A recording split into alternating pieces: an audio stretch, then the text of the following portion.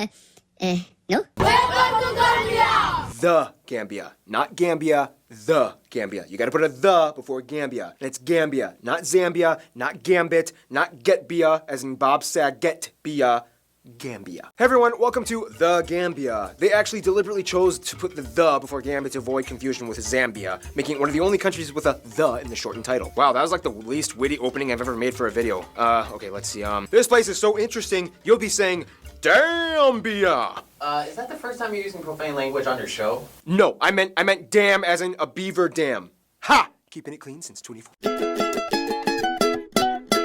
Dude, half of this country's charm is found in its strangely drawn borders and territory marks. Not only is it the smallest country on mainland Africa, but it's also disputably the most oddly shaped.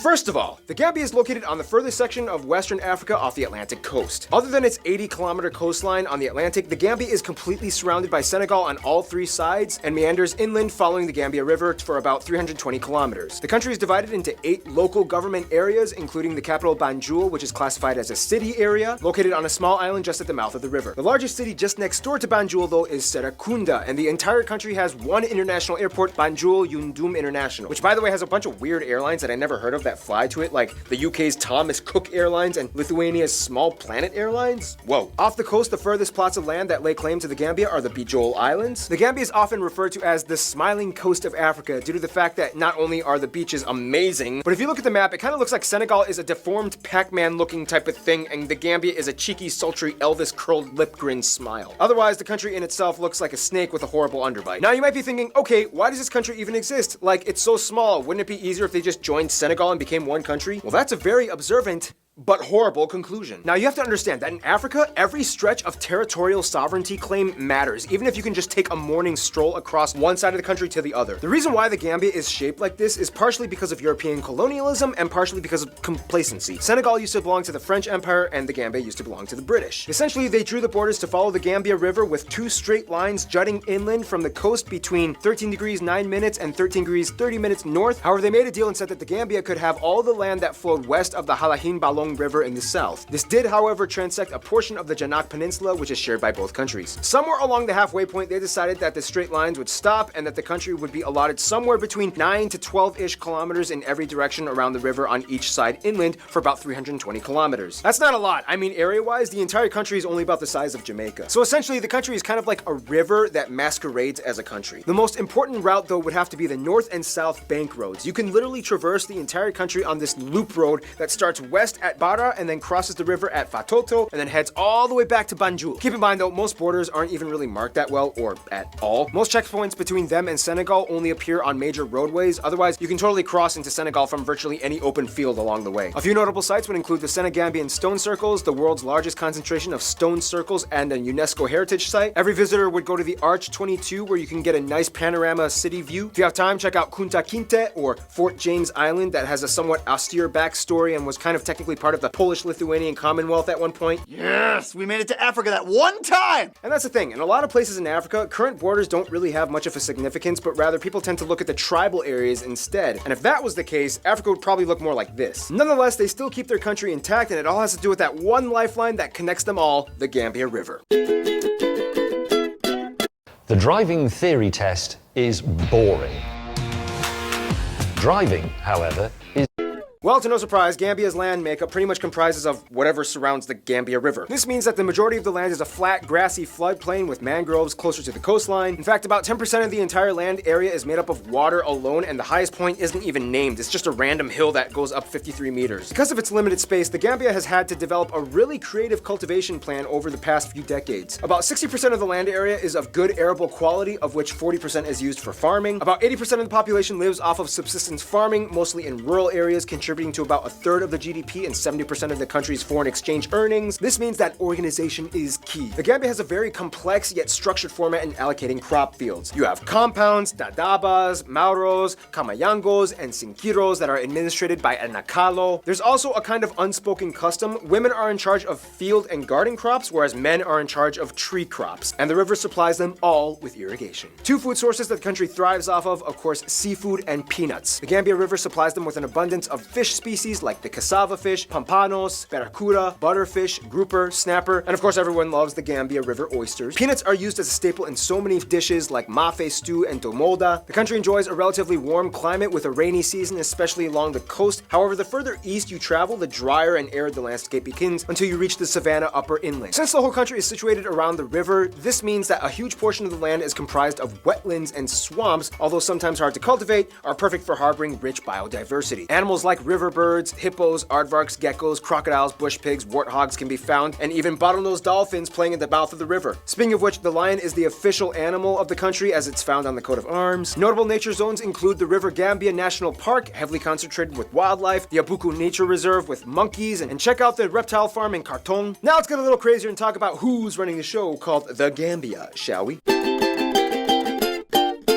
Okay, this is the part where the episode is going to get a little funny. And by that I mean when we discuss politics. First of all, the Gambia has about 2 million people and is one of the least militarized countries in the world. The country is made up of a few main ethnic groups, the largest one being the Mandika at over 40%, the Fula at around 20%, the Wolof at around 16%, the Jola at 10%, and the rest is a conglomeration of other Africans like the Serahuli and other non-Africans. Also, they use the Gambian Dalasi as their currency, they use the Ted G outlet, and they drive on the right side of the road. The largest ethnic group, the Mandika, have lived in the area for centuries, and they are the descendants of the Mali kingdom that stretched all across West Africa and had one of the richest kings in history. The earliest recordings have shown that the Gambia was subject to various African kingdoms as well, such as the Foni, Kombo, Sine, Saloum, and the Fulado. Around 90% of the country is Sunni Muslim and the remaining 10% is Christian. Islam in the Gambia follows the Maliki school of jurisprudence, the system predominantly used in North and West African countries. It's interesting though, because kind of like the Comoros, even though the country is predominantly Muslim, Gambian women have incredibly loose clothing customs and statutes. Most women don't even wear the hijab, let alone abayas, but rather the typical pattern cloth dresses with exposed arms and necklines. The official language is English, as the country for a while was a colony under the British Empire until independence in 1965. However, Mandinka, Wolof, Fula, and Jola are spoken as a first language to the majority of the population. It's not uncommon to hear people speaking French as a third language though, due to their close proximity to Senegal and relative isolation from the nearest English-speaking country, Sierra Leone, at around 700 kilometers away. Music is huge out here. Disputably, the Wolof people have the best drummers. When listening, you'll be like, yeah, that's my Gambia.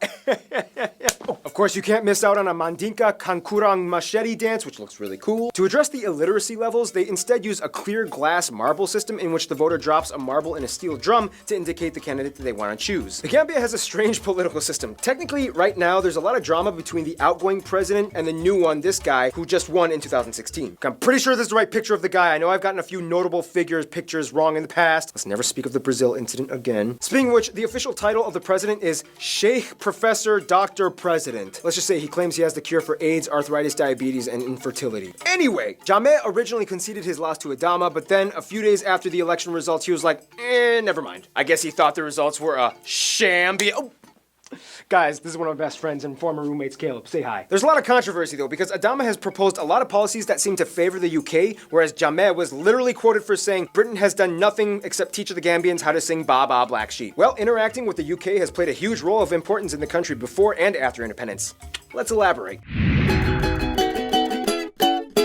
The Gambia, as mentioned before, is mainland Africa's smallest country, so to no surprise, they kind of have to make friends to get by. The Gambia plays an active role in West African and Muslim affairs, therefore has been reaching out to other nations like Libya and Mauritania. Mali, though, has a historical root and ties in with the Gambia as the Mandika peoples have origins in the Malian kingdom. When it comes to Asia, the Gambia has jumped back and forth between recognizing either the People's Republic of China or Taiwan. For the longest time, the Gambia was the third African state recognizing Taiwan for about 18 years until Jammeh changed his mind in 2013. China didn't respond right away since they were just a little suspicious, but eventually they reopened ties in 2016. The UK is a little tricky because even though Jammeh was not a fan of the Brits still maintained strong relations. The Gambia is an incredibly popular tourist destination as it's the closest English-speaking African country to them, and business still carries very well between them. Their two best friends, though, more or less, would probably be Senegal and Sierra Leone. At one point, the Gambia was part of both countries under the British colonial times until the French took over. Then Senegal and Sierra Leone decided to kind of do their own thing. Nonetheless, proximity and language are what closely tie these three countries. In conclusion, the Gambia is a small, skinny country that literally surrounds the parameters of one river, but man, have they made something out of it.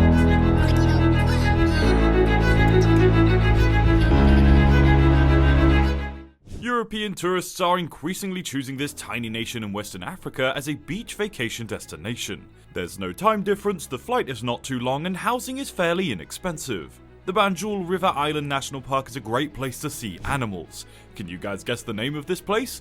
This is another one of the best touring spots. It is none other than Gambia. Welcome to Top 10 Places. In today's video we will see a list of the top 10 places to visit in the Gambia. This video is going to be super thrilling for all of those people who love to explore. This video will also help you with the best tourist spots in Gambia. So before we get into the video, please subscribe to our channel for more such interesting information. With that said, let's check out place number 10. Serekunda. The Gambia's main urban area is Serekunda. It's 13 kilometers southwest of the country's capital, Banjul, and is near the Atlantic coast. It's made up of 9 villages that have combined to form a larger metropolitan area. Serekunda, named after its founder, Saya Yobe, meaning House of the Saya family. The Mundinka people of Sabiji presumed that Saya Yobe and his brother Masamba Koki Yobe, or Diop, relatives of Lat Dior, king of Kayor and Baul, and the Yobe family in general were citizens of the Wolof ethnic group. Mandinka's version of the term Serere, which refers to the Sera people, is Serekunda.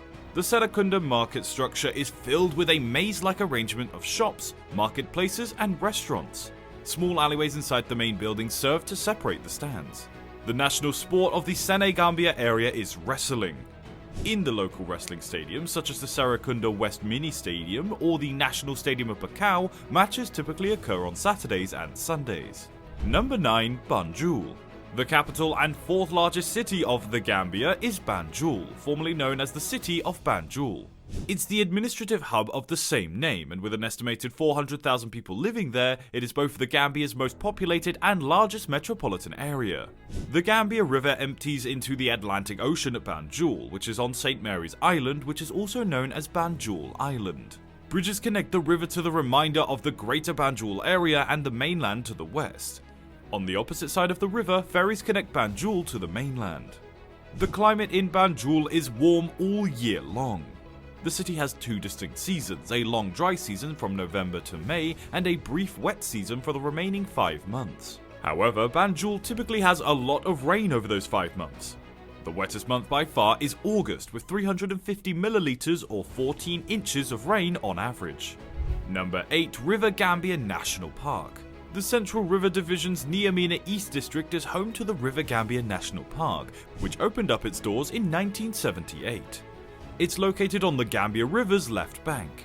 1 main island and 4 smaller islands make up the 1,450-acre Baboon Islands archipelago, which is part of the park. The public cannot enter the national park, however. Nyasang Forest Park is close to the River Gambia National Park. The areas are shown in a single region on some maps. The Chimpanzee Rehabilitation Effort, or CRP, headed by Stella Marsden, has been conducting a chimpanzee reintroduction project in River Gambia National Park since 1979. In the park, chimpanzees seized from the black market for exotic animals are released back into the wild. For her efforts, Marsden was named an Officer of the Order of the British Empire. The primates were reared in the Abuko Nature Reserve before 1979. On the 3 major river islands, multiple chimpanzee groups now exist without being bothered by humans. Number 7. Stone Circles. The world's highest number of stone circles is located in the Senegambia region. There are 4 distinct inscribed areas that make up the WHS. Saint Gayen in Senegal, which is about 15 kilometers from Farafenni or the Medina Sabak, is where the border is located. This is the densest group of stones, and it includes a double circle, burial evidence, and the quarry where the rocks were first cut. There are 1,053 stone circles and 28,931 monoliths altogether. Their caliber hints at a highly developed stoneworking tradition. Every circle is situated close to a burial mound. Their existence and intent is still up for discussion. The 8 to 14 stones in each circle range in height from 1 to 2.5 meters, in size from 1 to 10 tons, and are often made in laterite. Number 6. Maka Sutu. The Senegambia region was invaded by Islam from the Sahara in the 12th century, giving rise to the original name Maka Sutu. A dragon-like creature known as the Ninki Nanka resides in the swamp, according to Mandinka tradition that dates back to the 12th century. When James English, a technician, and Lawrence Williams, a designer, came to the Gambia in December of 1992 to continue their 3-year research for a location to construct an eco-retreat in the wilderness, the forest was on the verge of being cleared bare. They ultimately settled on a plot of land in the Makasutu. The business owners wanted to build a modest camp oasis for hikers and adventurers. They left for a 3-month journey to Europe after purchasing the land. About 200 trees that bordered the fence were cut down whilst they were away, and tree falling was accelerating, further undermining the area's sacredness. Number 5. Kunta Kinte Island. A little island called Kunta Kinte Island is located where the Atlantic Ocean and the Gambia River converge. Its strategic placement in the middle of the river allowed it to be used to manage waterways. As a result of its frequentization by traders and explorers looking for the sea route to India, it served as one of the first hubs for cultural exchange between Africa and Europe. By 1456, Portugal had purchased the island from the local lords, and fortification work had already started.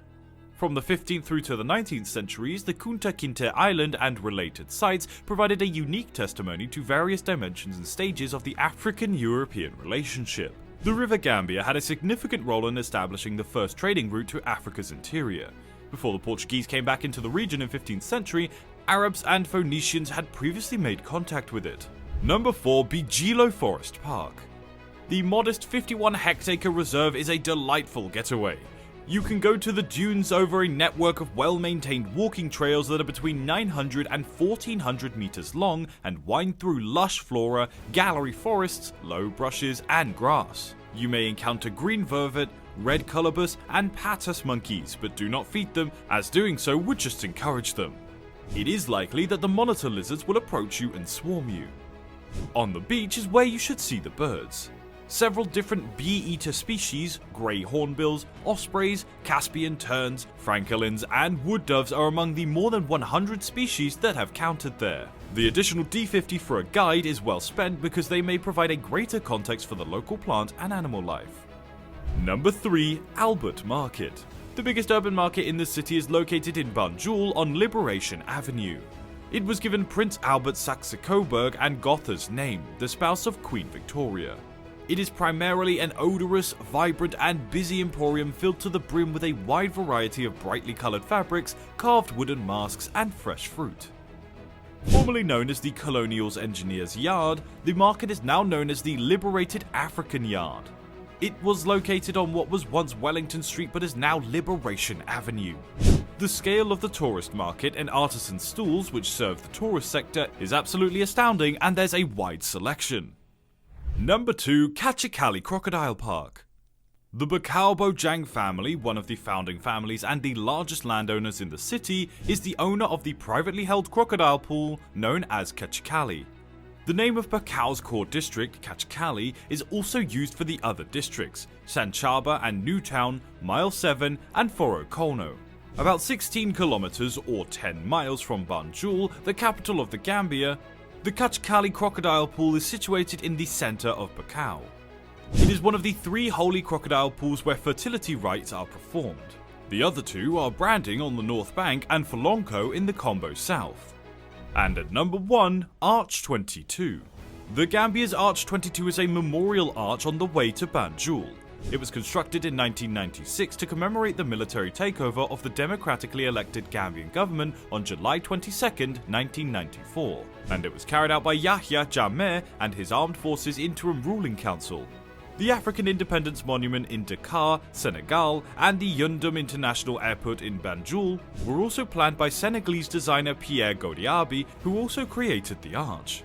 The arch is among the tallest buildings in the Gambia at 35 meters tall. The 3-story structure has 8 columns supporting it. There are multiple elevators and spiral staircases that provide access to the top floors. The first floor is situated halfway up the columns. And with that, we come to the end of the video. Welcome to the Gambia. No? Huh, okay.